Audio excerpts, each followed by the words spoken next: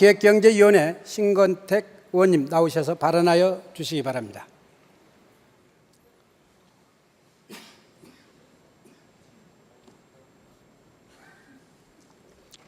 존경하는 박래학 의장님과 선배 동료 의원 여러분, 그리고 박원순 시장님과 조희연 교육감님을 비롯한 관계 공무원 여러분 안녕하십니까? 기획경제위원회에서 의정활동을 하고 있는 신건택 의원입니다.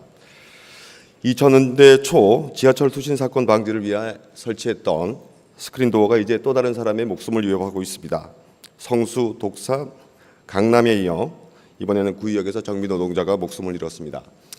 현장 노동자들은 부실 시공의 노후화까지 겹쳐서 앞으로가 더 위험하다고 얘기합니다.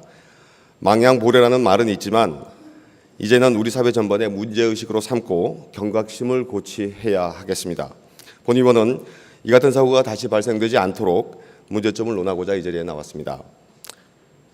우리는 지금 안전불감증 시대를 살고 있습니다. 크고 작은 사고를 겪으면서도 같은 사고가 반복되는 것은 안전불감증에 기인한다 하겠습니다. 세월호 사건, 메르스 사태와 같은 대형 인명사고가 터질 때마다 안전불감증을 얘기했고 무슨 사고만 나면 최고 책임자의 잘못으로 몰아가며 그래야만 문제가 해결되는 것처럼 그 누군가를 희생양으로 삼기에 급급했습니다. 국내에서 사고가 나면 대통령에게 화살을 날렸고 서울에서 사고가 나면 서울시장을 비난했습니다. 그러나 정말 중요한 것은 여전히 사라지지 않는 우리 사회 전체의 안전불감증일 것입니다. 최근 또 하나의 사고가 발생했습니다.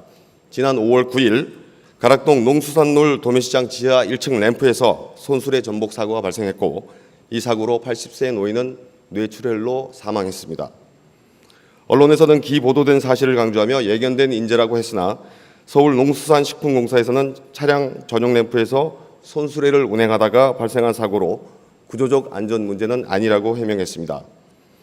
이왕 비슷한 시기에 다른 사고에 대해 사과했다면 이 건도 시장님께서 최소한의 사과 혹은 유감의 뜻을 밝혔어야 한다고 생각합니다. 구의역 사고와 관련해서는 무거운 책임감을 느끼고 있으며 매피와 척결과 지하철 안전 시스템의 혁신 등을 꼭 추진하겠다고 사과하셨습니다. 그러나 19세 청년이고 4번씩이나 반복되는 사고고 언론에서 엄청난 이슈가 된 이번 사건에는 이렇게 무거운 사과를 한 반면 가락시장에서 손수레를 끌며 생계를 유지해온 80세 노인의 죽음은 왜 외면했는지 그 이유가 궁금합니다. 언론에 대해서 투필되고 사회적인 비난이 큰 죽음은 중요하고 그렇지 않은 죽음은 소외되는 것입니까? 생명은 그 누구의 것이라 하더라도 똑같이 소중한 거라고 생각합니다. 며칠 전 용인에서 맨홀 작업을 하던 인부 2명이 참변을 당했습니다. 맨홀 안에서 유량 측정을 하던 중 가스 중독 사고를 당해 그중 1명은 추락하여 사경을 헤매고 있습니다. 그러면 우리 서울은 어떻습니까?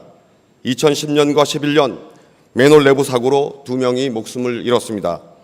담당 공무원을 훈계하고 용역사에 벌점을 부과했으며 2인 1조 검침을 조치했습니다. 그러나 현장에서는 아직도 2인 1조 검침은 다른 나라 이야기에 불과합니다. 예산 문제와 인력 부족으로 어쩔 수 없다고 합니다. 용인에서처럼 또다시 인명사고가 나고 언론에 대서특필이 되고 시장이 머리 숙이며 다시 사과하고 그렇게 해야 또 안전 이야기를 할 것입니까? 구의역 사고도 최소한 2인 1조의 안전 매뉴얼을 지켰으면 일어나지 않았을 것입니다.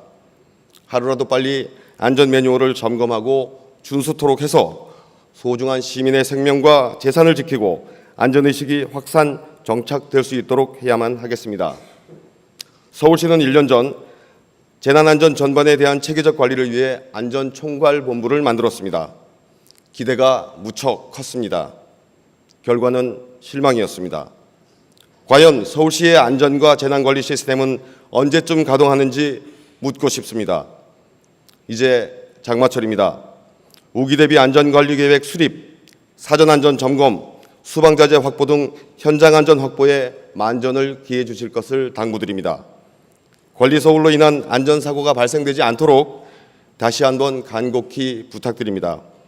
모쪼록 보다 많은 소통과 배려를 통해 수도 서울의 안전과 행복을 위한 노력을 경주해 주시길 부탁드립니다. 경청해 주셔서 감사합니다.